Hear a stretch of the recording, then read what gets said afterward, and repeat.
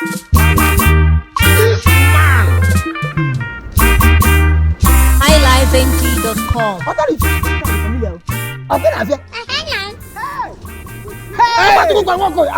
Highlife NG.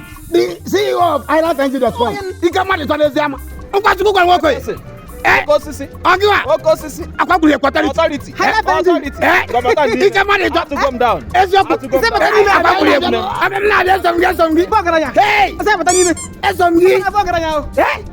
Authority. Photo.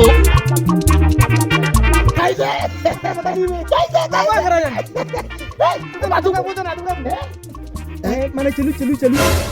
Ini dia nyun sekita. Yang di situ go kadina po. Ayo ko bemia. Chai. Kan je nyonsi. Authority. Ma pa heba kan je nyonsi.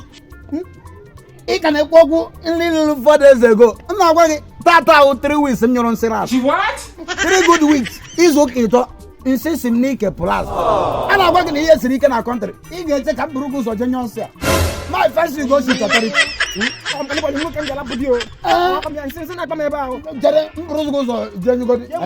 When you went about Nkwachukwu, you can use what get here. I get here on a plate. Oye kam na cho ezigbo nwando brefe Okolie the Onabuchi onye ona adịlị mma Nkwachukwu kwele Okolie Wetin be this? Jesus.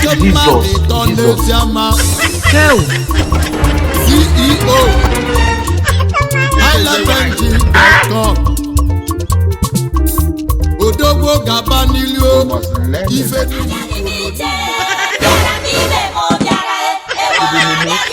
Think say they wise.